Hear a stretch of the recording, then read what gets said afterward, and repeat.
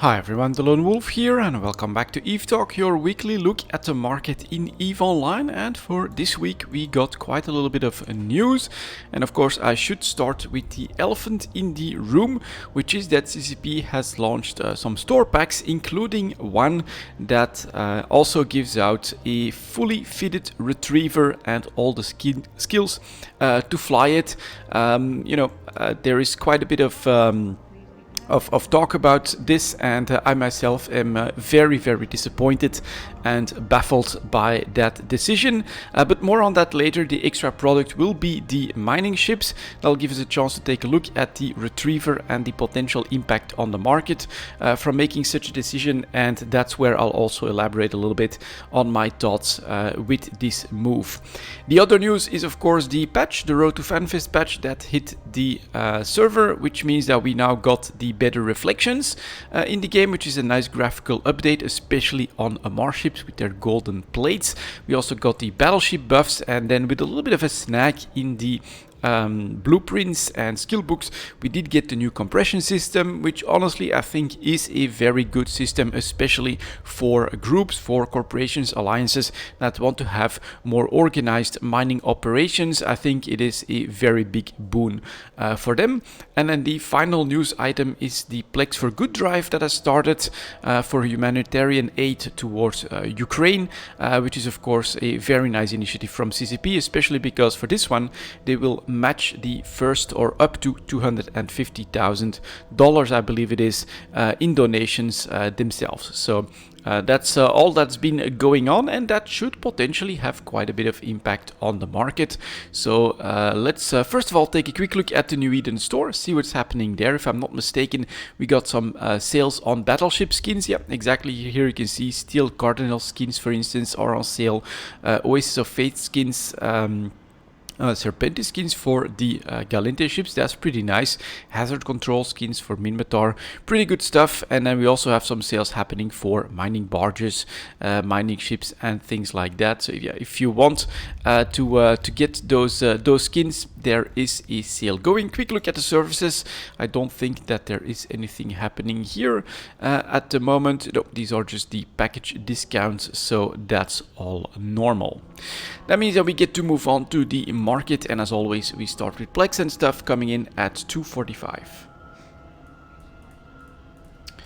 There we go. We will start, of course, with Plex. That, well, hasn't moved up all that much, just above 3 million in JIDA itself, but the margin has closed. Seller coming in here at 2.9 million and a couple coming in at 285. So I think that means that we've got some competition between here, one jump away. Yeah, exactly. So you get the perimeter trading tower for the buyers, closing the gap up to 2.9 million. And then for the sellers, you get a little bit of competition here as well, going down just a touch on the 3.03 million, which means that we got a little bit of a downwards move after the big jump up for the average prices, but we're clearly still very expensive at the moment in Plex. When we get to two competing forces, right? Potentially, I mean, this is of course speculation, but potentially we get a little bit less automation happening at the moment because of the real life situation that we all find ourselves in, which actually puts pressure on the price of Plex, because it should mean a lower rate of creation for ISK. But at the same time, we should have increased demand due to the Plex for Good drive, and so a stabilization at a high price, very close to 1 year high point, is kind of normal at this point. Next, we have the multiple pilot train certificates that are continuing to try and chew through the massive glut of availability that a sale in late January caused, but we're slowly edging up here on that 20-day moving average towards the 1.3 billion, and I think it's going to be like a pretty much an unstoppable move towards like 1.4 billion, considering where Plex are at the moment. So it's practically 1.3 billion for the sellers and above 1.15 billion for the buyers. I think this is a little bit of margin closing as well, which is normal. There is some demand out there, not enough to absorb everything that's actually available, but it will slowly push those buy prices up. That will then eventually close that margin enough for sellers to also start to chew through these and then head higher as well. That's my expectation at least, and I think here this chart, this 20-day and this 5-day moving average, with a little bit of a snag here when we touched 1.3 billion, but it is happening, and eventually I do think we'll go through that. Then the skill extractors, they are bumping up from 330 million, so back on the pretty high range, not a 1-year high point. We got a 350 million in November or late October, but we're back at 340 million pretty much for the sellers, and buyers are coming in at 328, which again is a pretty narrow margin. I think we've got strong demand, and that upwards pressure is showing very clearly on the chart.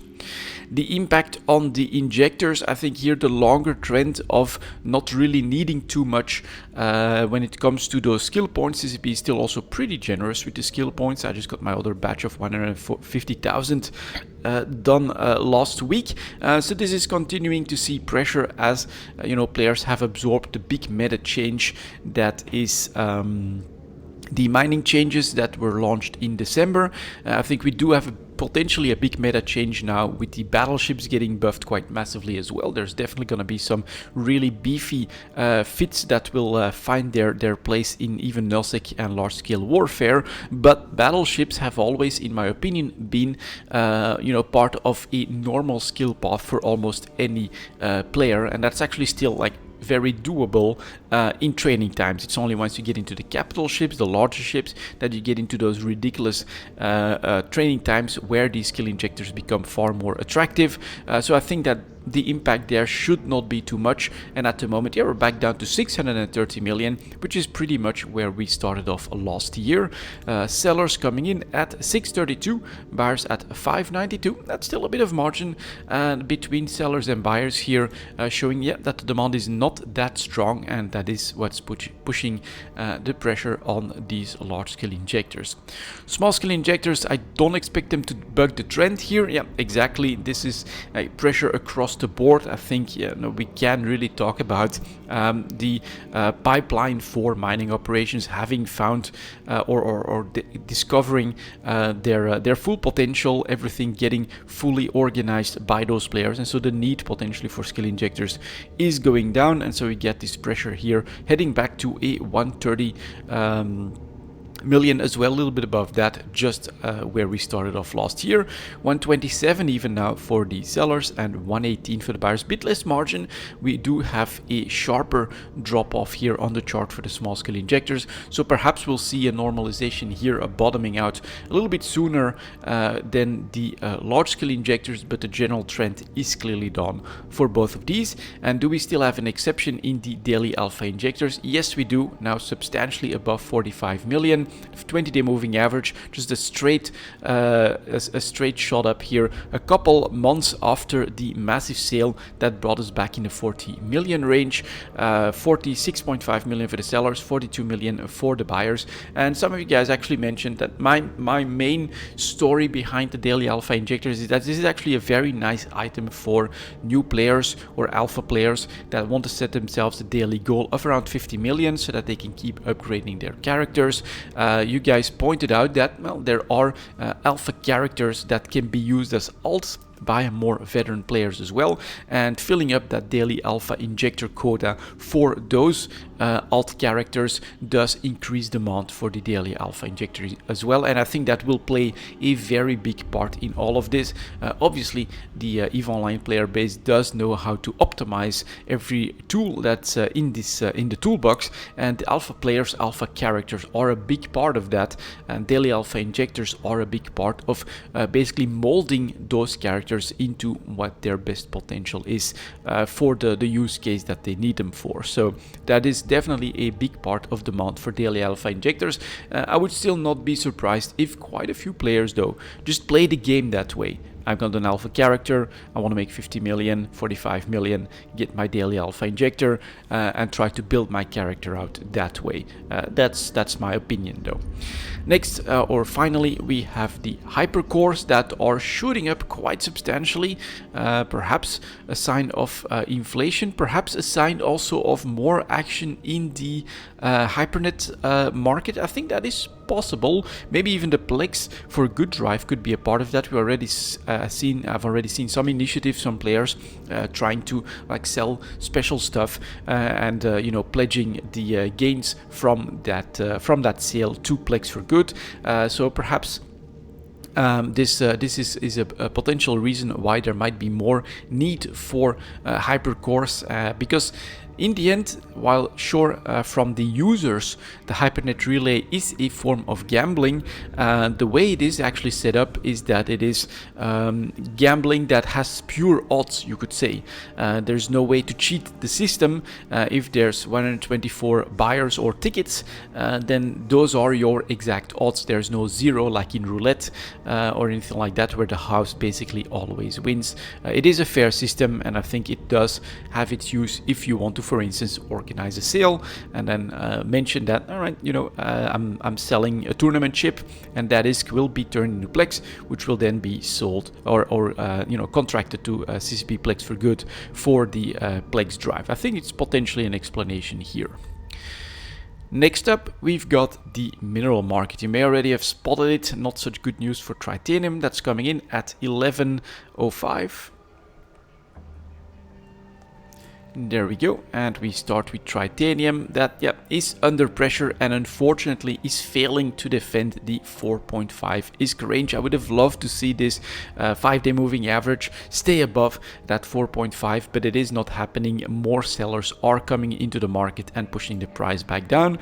So in JITA itself, we got 450 for most sellers. Someone is coming in with 200 million units at 435. Buyers are coming in at 430. The new normal, you probably should expect that soon you'll sell your titanium between 4 and 4.5 rather than above 4.5 ISK, which does make a difference. I think for miners, we are starting to get back to a slightly below average price. I think here it's going to be interesting to see how miners and supply will react. Will this mean eventually like a stop to supply that will bring us back above 4.5? Is there room in the game to do that, or in the economy here to do that, or are we set for a substantial downtrend, perhaps even touching 4 ISK like here in October, on just steady supplies can actually create that, in my opinion. Then we've got pyrite that has normalized at the current range and is now basically moving sideways. Pretty low range at 1360 for the sellers and 1240 for the buyers. Pretty heavy margin still here as well. So potentially oversupply could push us to in a price below 13 ISK, in my opinion. But at the moment, we're pretty steady for 1.5 months. So the opposite could happen as well. More demand could spark increased prices or lower supplies. Then we've got the Mexalon chart, which is potentially why this could happen, because what are you going to focus on considering these charts here in HiSec? Obviously, it is Mexalon, and so Mexalon, I think, is regaining the status of becoming the #1, the first bottleneck for HiSec minerals when it comes to heavy, large-scale industry.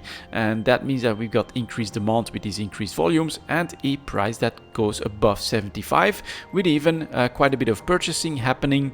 We do have a little bit of selling happening outside of JITA, but most of these are starting at 89 ISK for the sellers, 72 ISK for the buyers. So all of this volume has been quite aggressive buying, and Mexalon is making its way up. If you're mining in HiSec, it's quite obvious that you are focusing on Mexalon now. Maybe titanium can still be your secondary option, but pyrite is your final option, in my opinion. The least popular or the least is going to become the least popular resource to go to, which might just give this a little bit of breathing room, and thus lower supplies, who knows, perhaps higher prices here could be possible. That's quite impressive what's happening here in Mexalon. And then we've got my favorite one here is Isogen, which by the way was apparently discussed in a Reddit thread on the subreddit.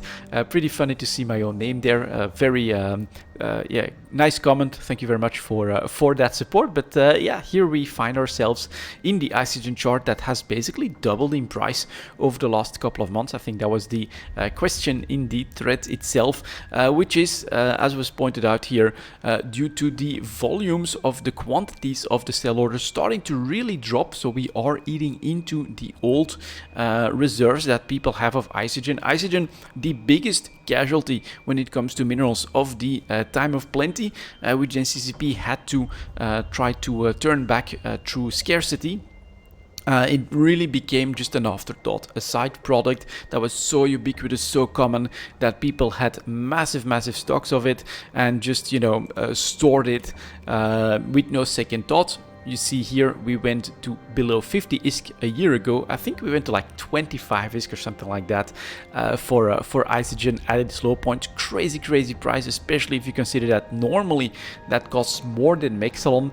It was completely bonkers, but now that CCP has turned Isogen into a low-sec mineral, which means that it's mostly stored from low-sec. You can also go to Podreven in order to get it.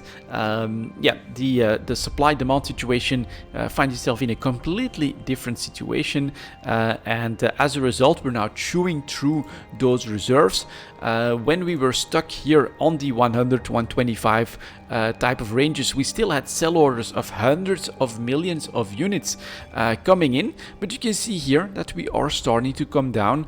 We got a big one at 640 million, but that's waiting at 225, hoping that within the next 20 days we still hit that target. And honestly, looking at the momentum that we get here, we might just end up chewing through that as well. But this is really the story of Isogen, the final really holdout for that overabundance that existed for a while in EVE Online, where we're finally chewing through those reserves, and there's still some big chunks out there. Be sure that there are players that understood that this was going to happen as well and are still waiting in the wings for actual price formation for a top to form before they come in with their reserves. But if they're smart enough, and you can see that on these lower and lower quantities, they're wisening up here. Sell slowly, sell steadily, don't spook the market too much. That's how you're gonna get the most out of the Isogen that you've got stored up. And so this is the reason why we got this doubling of the price. We're now above 200 ISK for Isogen. Sellers coming in at 210, buyers at 191, because the active supply coming from Losec and Podreven just is not enough to keep up at the current prices, or at price of, let's say, a 150 or a 100 ISK. Then we've got the Noxium chart, which is the other low-sec mineral that has normalized quite a little bit more, but you can see the immediate difference. We're talking a mineral that's costing 1250 and up, and now is starting to have more of a sideways movement or a wavy pattern that's in line with its active supply and demand. If industry drops off, you can expect there to be less demand for Noxium, the slower prices, or if there's more activity in low-sec, pirate activity that stops supplies, a little bit more destruction, you'll also see higher prices because of the lower supply. And that's what we would expect eventually Isogen to move into as well. So Noxium is selling at 1370 a piece, and buyers coming in at 1345. Also a big difference, in my opinion, is that you're gonna have a very narrow margin between sellers and buyers, because you have to make Noxium in some of the most dangerous spaces in EVE Online, Losec and Podreven. You gotta move it into Noxium. So obviously the players that are actively creating Noxium and bringing it to JITA are going to dictate the price. They've got a monopoly on that, and buyers have no choice but to get within a couple tens of ISKs of what those sellers actually demand for the price. Next up, we've got Nullsec with Zydrine also going up in price. Very interesting. I'm starting to see the first signs that there is just more industry happening in the game, a little bit more, perhaps large ship production. 1100 now for the sellers and almost 1100 for the buyers. Rarely do we see buyers here in Zydrine move that quickly. Eventually they're always forced up, because Zydrine is also in this monopoly situation. But the groups behind it are Nullsec, of course, far larger, far more organized, with very regular and powerful supply lines from Nullsec into JITA. And so generally we got this far more stable price for Zydrine and for Megasite, but here we can clearly see a trend break. We are going up in price, and Megasite had done so quite violently. Two massive jumps, one after the patch was finally deployed for the new mining changes, which I was speculating would lead to higher Nosec mineral prices, because the Orca nerf was going to have potentially a net effect of lower supplies for these minerals. And then we got a second jump, which I still don't have a complete explanation for, but what I was expecting after seeing it jump up to 1500 ISK is that we would have a pullback, but a pullback to a higher price range than before, and that's exactly what's happening. You can see that we basically haven't moved from last week, and we're at 970 now for the sellers, 936 for the buyers. You can see that they are forced up towards those sell prices. They don't have a choice. And that is from 750 ISK just a couple of weeks ago. So that's definitely quite a violent, quite a sharp, a very quick, different price range for Megasite. And then finally we've got Morphite, which is our exception to all of those other upwards pressures on potentially a little bit more industry activity in the game. We've got Morphite that's actually going down in price and is now stabilizing, I think trying to form a bottom, but it is below 50k, 44,000 for the sellers, 42,000 for the buyers. I would not be surprised if basically a 40,000 bottom or maybe even lower would become the reality. And why is this different from all of the others? Well, my speculation, I think I'm potentially right on that, is that it's such a valuable mineral that was worth like 100,000 ISK here in August, that this was immediately the focus of all miners in wherever Morphite was available, and all resources were doubled in December, and they were also actually doubled here in September with a doubling of ice and Morphite availability. And then immediately you're going to completely bring all of that potential Morphite to the market because it is just so valuable. Why are you going to try and create the double available Mexilon when you can create all the doubly available Morphite? That's obviously the focus, and this is why this one actually went down on the increased availability in the game. Alright, so the mineral market, very interesting, and if you're in HiSec, try to take advantage of that rush on Mexilon, which, this one and Zydrine, in my opinion, and Isogen as well, signs that there is more usage, more consumption of minerals happening out there at the moment. Let's see if PI agrees with me. That would mean more stuff as well for advanced moon materials if it's larger ships. So that's PI coming in at 2220. There we go. Let's start with the broadcast nodes, and well, yeah, a little bit of hesitation here, but at least we're settling above 1.5 million. 1.5 million for the sellers, 1.3 million for the buyers. The market might be a little bit more skittish here for advanced PI materials or PI materials in general, because, well, if CCP is going to do more rebalancing of the industry for large ships, then PI might get the nerve bat, which would mean less usage, which would also mean less demand, which would mean lower prices. Whereas for minerals, I don't think that's on the radar, and as a result, yeah, more production and potential nerves in, for instance, the PI part of making large ships would mean more demand for minerals. Next up, we've got the construction blocks that are plateauing above 8,000 ISK. Definitely the high range for the year. Historically not a great price, but we can't ignore that at the moment construction blocks are in a much better place than just a couple months ago. 8,400 almost for the sellers, 8,000 ISK for the buyers. We haven't seen that in a pretty long time. Consumer electronics doing the same thing, going up towards 8,000 ISK, almost that for the sellers, 7.5 and above for the buyers. So showing stronger demand potentially. Maybe there's also some supply switching to different types of materials, because of course the ones that have preceded these increases in prices were the PI materials tied to fuels, especially coolants. You can see here in September we went up above 10k, which is its historical normal range as well, and we've been able to stay there for the last 6 months or so. Coolants are still selling at above 10,000 ISK, buyers coming in just below 10,000 ISK, showing far stronger demand all of a sudden, which is pretty damn cool to see, especially if, like me, you actually make coolants and you make mechanical parts. Next up, we get the cryoprotectant solutions remaining very high, 126,000 for the sellers, 108 for the buyers. This is tied to implants. Mostly, not only to implants, but definitely to implants.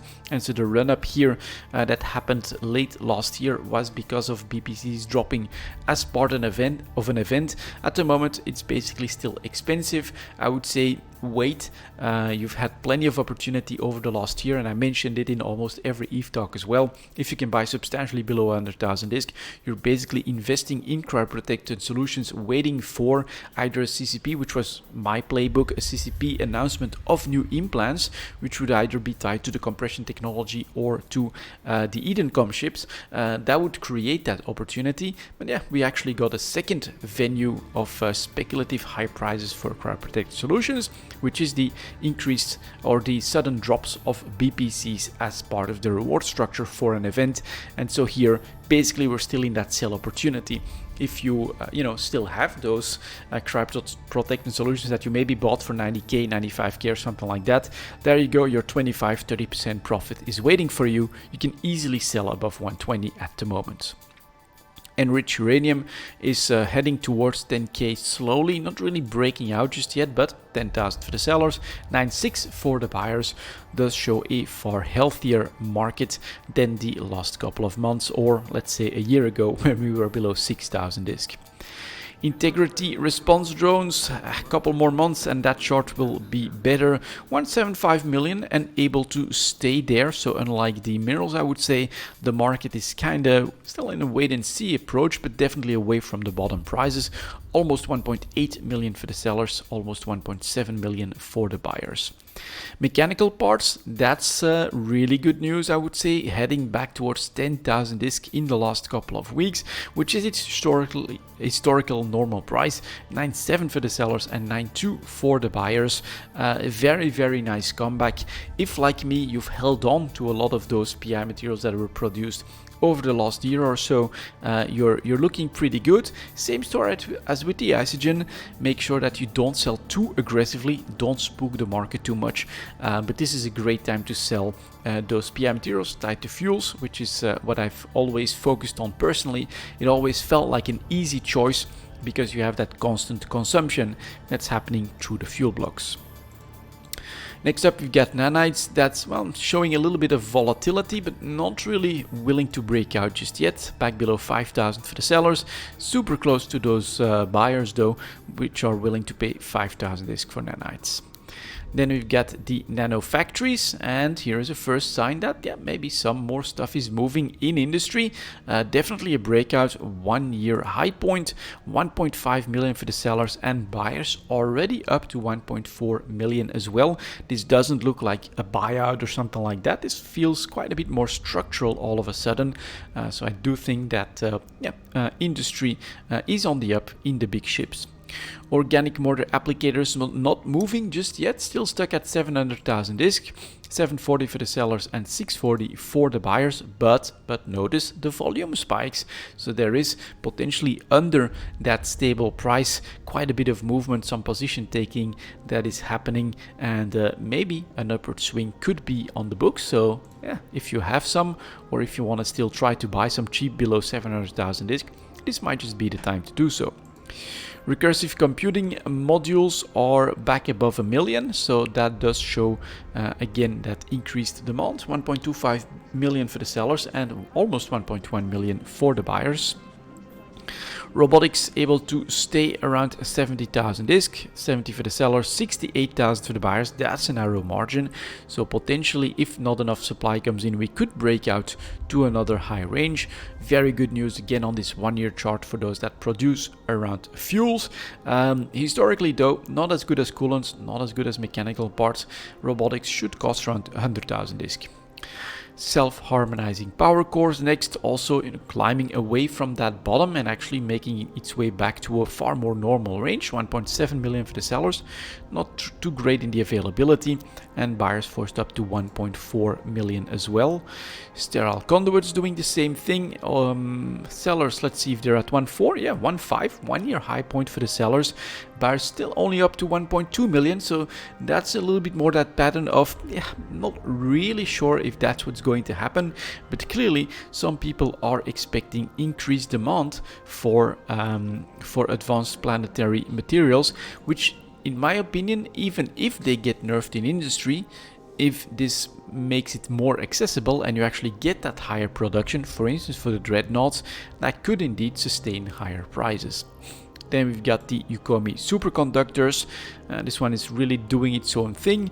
77,000 pretty much for the sellers, 70k for the buyers. And finally we got wetware mainframes, where we get our first different move here. We went up to 1.75 million for a couple of days. We're at 1.5 million for the sellers, 1.4 for the buyers. Probably a little bit more of a wait and see on the wetware mainframes. But overall, very interesting PI market. Definitely sell opportunities if, like me, you're a lazy bum.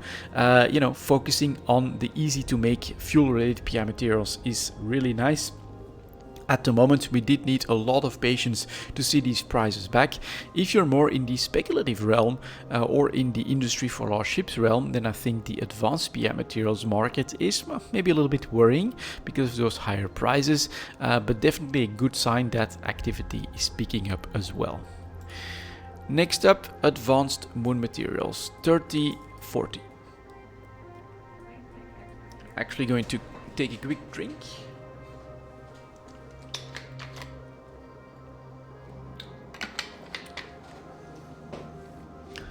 So here I think a lot of this is more tied to like Tech 2 and other stuff. So I'm honestly expecting this to be in the same problem as before, you could say, lower prices. Crystalline carbonite, a little bit as expected, made its way up back above 125. That did feel like a very pronounced buy opportunity, which I mentioned as well a couple of weeks ago. We're at 130 for the sellers, 121 for the buyers, but the story in general in advanced materials, or my expectation at least, is of continued oversupply, which is because, well, nullsec is far more stable. And, well, let's, in my opinion, the fact that what's happening in PI materials, what we're seeing in PI materials and minerals, which are clear signs, in my opinion, that we are seeing more industry. I do think that, behind all of this stability in nullsec, an arms race is potentially going on though. So that could be pretty cool. Next up, we've got titanium carbide for Caldari that have stabilized at this 1 year low range. 136 for the sellers, 130 for the buyers. Then we've got ferrite carbide for Minmatar, also stable above 125, 130 to 121, so really cheap as well, in line with the Galente one.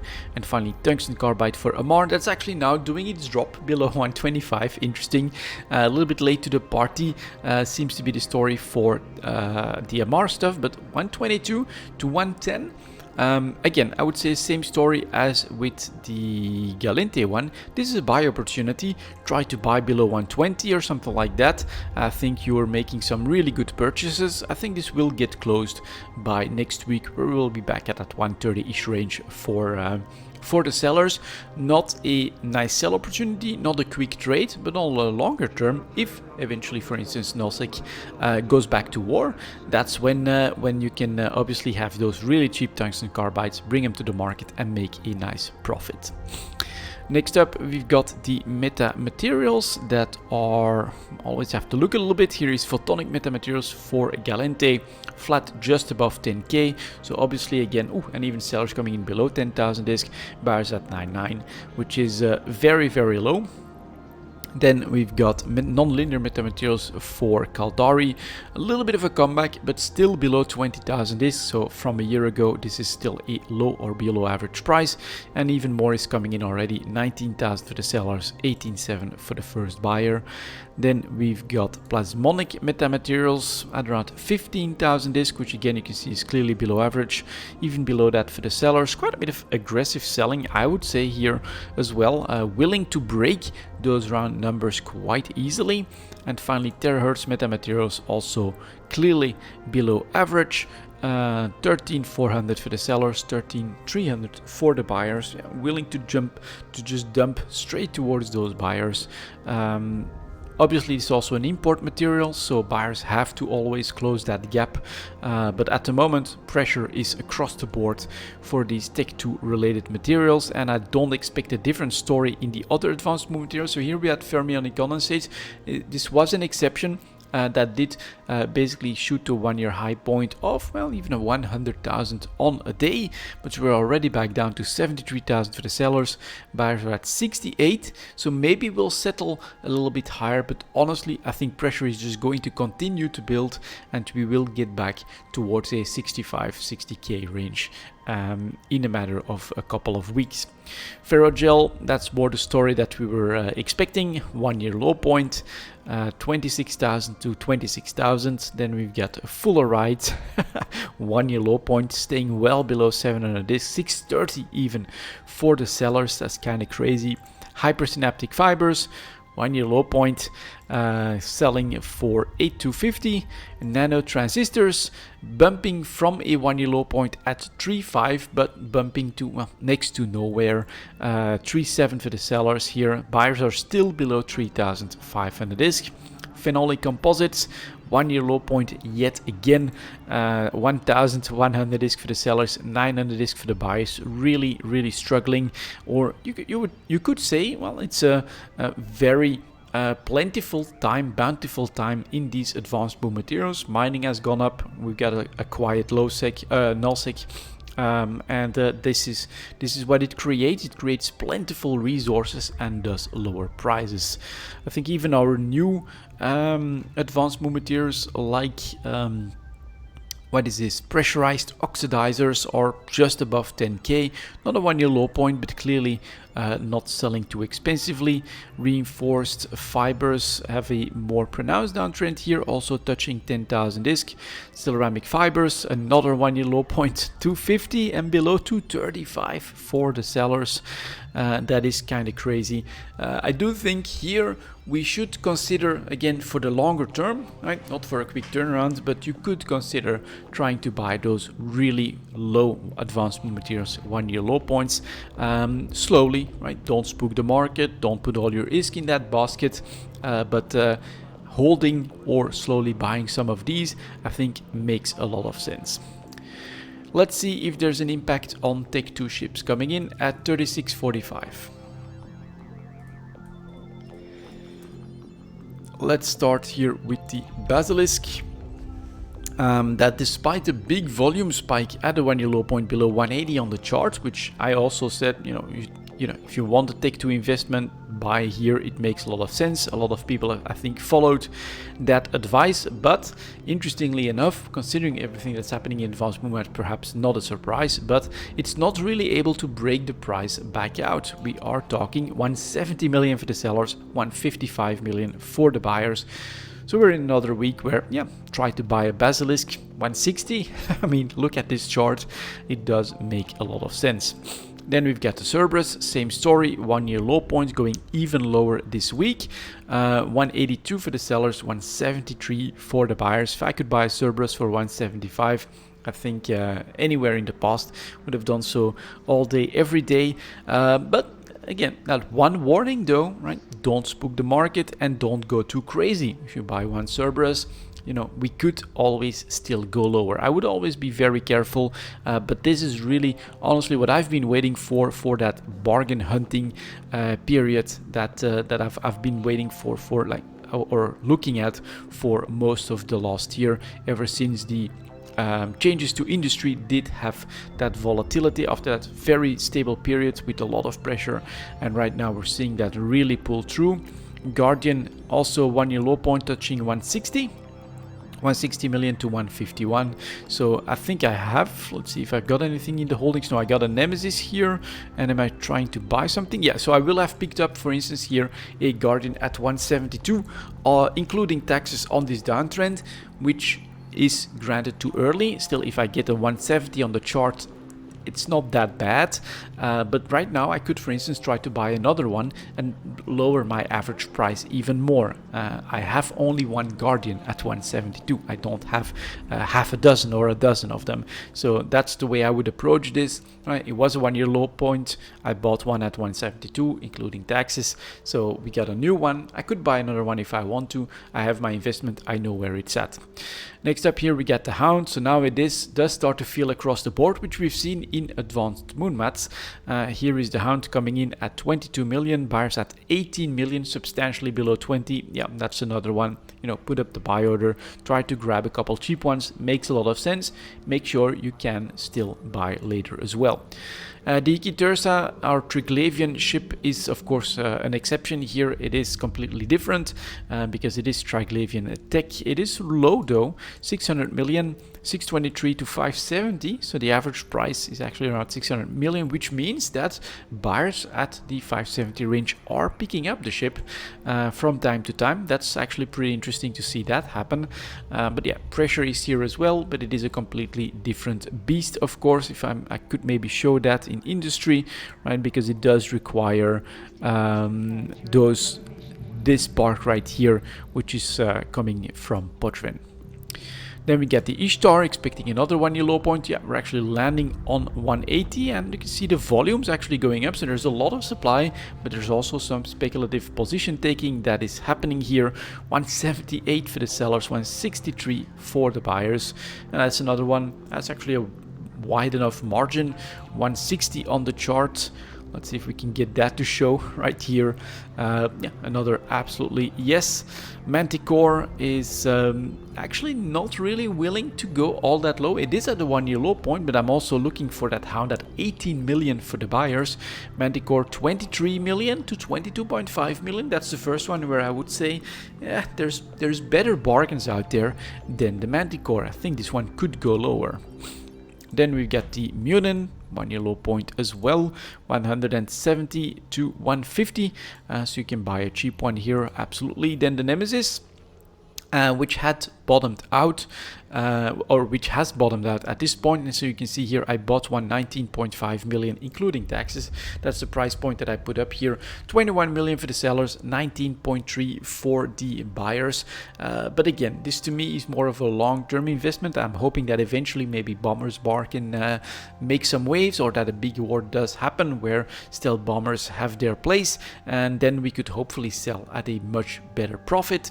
But yeah, this is what we're looking at, and obviously here is the pullback or the pushback up from the Nemesis on that 1 year low point, and we've just seen half a dozen Tech 2 ships be in that place right now. Oneros, same story. 156 million to 125 million for the buyers.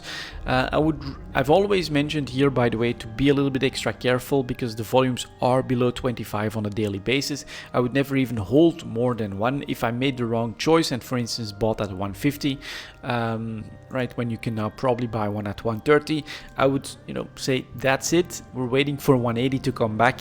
I would not double down on the Oneros. The daily volumes are just too small, but the buy opportunity is here as well. Even the Panther, right, and here it does make sense to me. I'm keeping the battleships here mostly to see if there's an impact from production costs on Tech 2 ships, and I think we just saw what happens in advanced movements is now translating into the Tech 2 ships. Panther's going for $1 billion, buyers at 880 million, so below 900 million ISK. There's not that much demand either. If you want to do the speculative thing, you could, but be very careful, of course. It's $1 billion ISK in a single item and a single trade. That to me starts to feel like quite a lot, but it is 1 year low point. Then the Purifier, also 1 year low point, heading to 20. Buyers are at 20. I'd still want to see us go below that. Maybe that never materializes, but there's again other ones that I would prefer at the moment. Scimitar, 1 year low point as well, 164 to 156. Then the Widow, yeah, same story, landing on $1 billion. $1 billion for the sellers, or almost $1 billion for the buyers. So the Widow is a little bit more popular. And finally, the Zealot 160 on the chart, 170 to 154. Yeah, very interesting week now for people that are looking for those longer term tech-to-ship investments.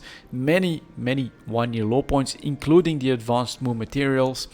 Is this the bottom? Is this the right time to be shopping? Very difficult to say. I would, however, say that we are in an extremely stable period in NASDAQ, and we're not that far off from FanFest. And an announcement there could really change things drastically all of a sudden. I would always never go all in. I would make sure that it's investments that I would like feel comfortable with. Let's say that it is that you're willing to lose or to have stuck in the item for a pretty long time. But it's definitely a unique situation in Tech 2 and advanced movements at the moment. Next up, the Tech 3 ships at 44.30. There we go, as always. First, the destroyers. Here is the Confessor, seeing a little bit of pressure, but 50 million on average is definitely quite reasonable. 51 to 49 million, and new supplies, more than half a page. The 49 here is quite a lot. Everything else below 10 is a little bit below. Oh, I need to drink it just a second. So everything else below 10, I would say, is below what the market actually needs for a sustained price. So all in all, this feels quite okay. Then we get the Hecate, 50 million and just below actually, 50 million for the sellers, 46 million for the buyers. But you can see here, last 24 hours, just one sell order. That's drying up. We should stabilize here very nicely around 50. And then the Jackdaw is back just a little bit above 50 million, 52 to 47 million, and supplies here. Only 3 sell orders, which is also not really enough. Expect not too much to come in on the Hecate. A little bit, maybe even less on the Confessor as well, that moves to the Jackdaw. But it's pretty obvious 50 million for these tactical destroyers is the price range that they're all finding each other at. And I think if we would like consider all supplies for all 3 for the current price range, it's maybe even a little bit not enough, or at least, you know, it can clearly sustain 50 million for these ships. So then we have to wait for maybe an oversupply and lower prices, or maybe you know, some more violent swings to happen all of a sudden. But a clear buy opportunity, it is not. This is a market that's, you know, is 50 million for these 3. And then of course we've got the Zwepel, that on stability for these 3 is actually going down substantially in price. 45 million for the sellers, 35 million for the buyers. I'll be honest, yes, I am very tempted to grab Zwepels at this price, but at this point we can clearly see the complete disconnect from the Zwepel market compared to the Confessor, Hecate and Jackdaw that are still communicating amongst each other. So I would be careful, and I would say I'd maybe buy 1 Zwepel then, hoping that eventually something happens in the others that will drive the price of Zwepels up. But the disconnect is so large that I would not be like too confident that that's actually going to happen. This is really weird in my opinion, how all of these can like find themselves at 50 million and still have like supply drawn at higher prices and things like that, and then this Zwepel is just sitting there. Basically no one wants it. poor Zwepel. You can see that here as well. This is the demand. That's it, 35 million for a tactical destroyer. Pretty damn crazy. If you are feeling like taking the gamble, the one thing to look out for is perhaps one of the PvP events, one of the proving grounds that would all of a sudden go for maybe tactical destroyers or something like that. Super cheap Zwepels would be quite attractive to get in there and try to do some damage. So that is definitely the one opportunity. But other than that, yeah, be careful. It looks super juicy considering where the other destroyers are at, but it's completely disconnected from the market. Next up, we get the cruisers. Here is the Legion making its way back to 190. I think that we did notice that we touched 180 on the chart, and I mentioned that's probably a good time to try and grab a cheap Legion hull. I didn't do it myself, but you're selling back at 190 now. Buyers though still at 174. They've opened up, but on this upswing, right, sellers or sell transactions are dominating the market, and so you can probably get that much better price all of a sudden. Then we've got the Loki, just recovering from a spike up to 250, maybe overshooting a little bit. If you look at these daily averages, we're talking 192 for the sellers, 186 though for the buyers. Yeah, if we touch 180, then that's a definite jumping point for the Loki. This is perhaps a little bit too early in my book, but yeah, 186, you could risk it, but it's not optimal, I would say. Then we get the Proteus stabilizing right in the middle, 183 to 171, not exactly something to make a move on. And then we do have a sharp drop off for the Tengu. That's a bit more interesting, 180 for the sellers, 173 for the buyers. You are buying Tengus easily below 180, that's below the entire chart. That's definitely another one where you want to gamble on Tech 3. Honestly, I'd gamble on the Tengu this week, try to snag one as much below 180 as possible. I think you can make some profits on that one. So yeah, there we go. That's the Tech 3 ship market, which leaves the extra product for the week, which is going to be mining ships coming in at 49.50.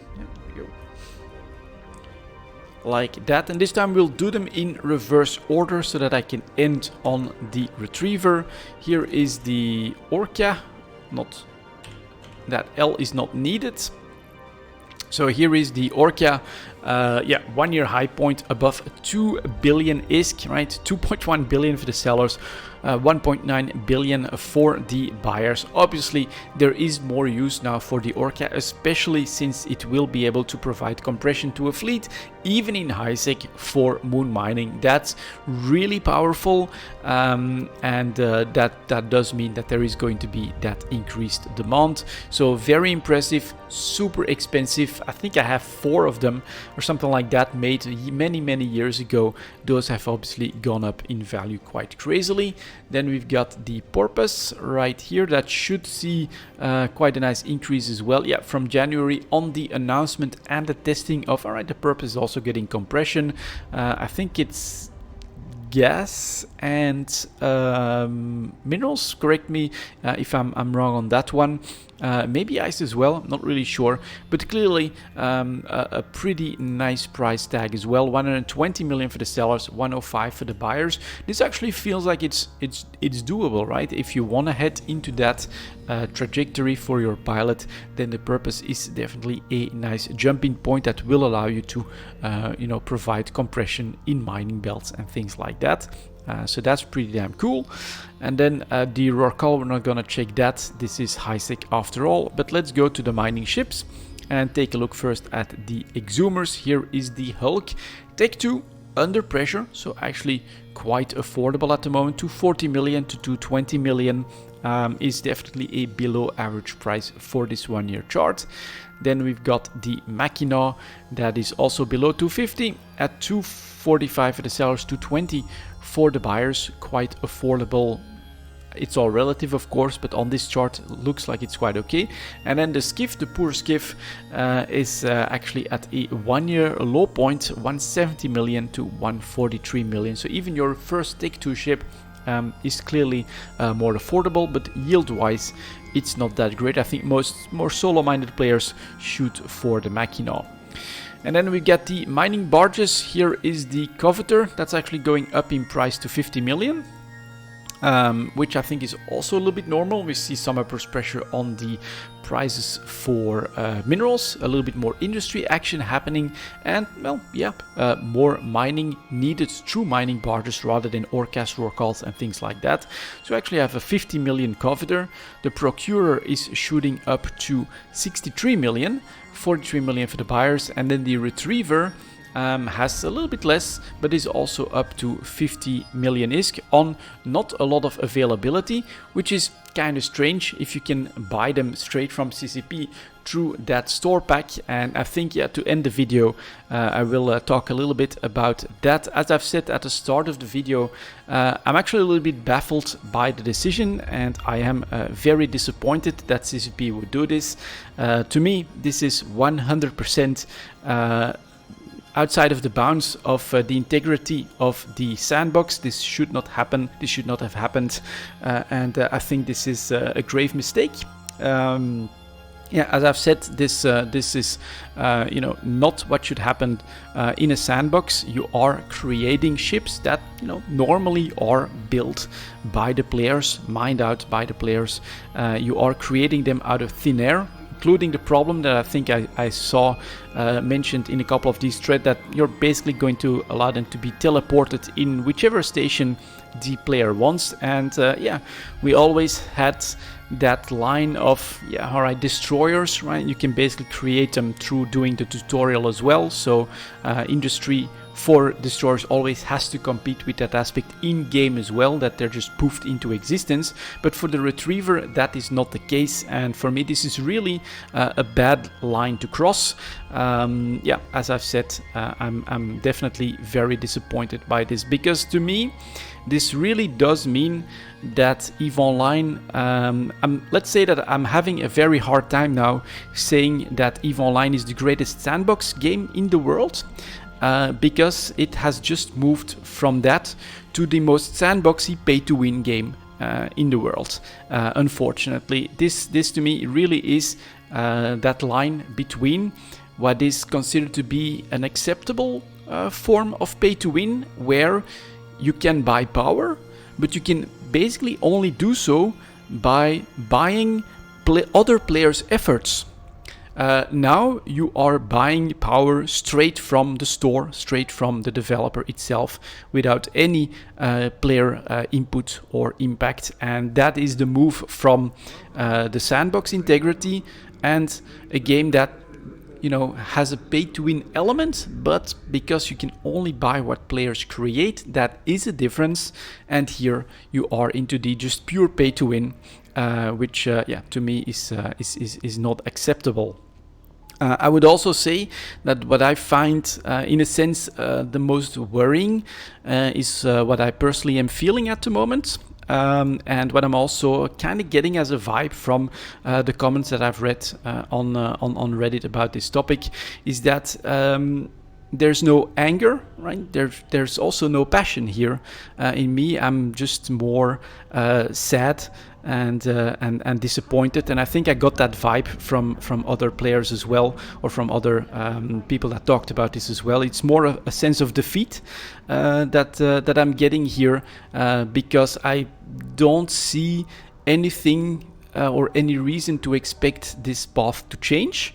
Now, this is not a surprise, I'll be honest on that as well. I think I've been one of the first people that mentioned, when CCP came out with the skill extractors and the skill injectors, that my speculation or my read on that situation is that CCP was trading in some short-term success for the longevity of the game. And this is just that natural progression. We've seen them push against the boundary again and again, which they've so far stayed, in some extent within the rules of the sandbox. But this is a departure from that. This is creating retrievers out of thin air, which should only be creatable by the players.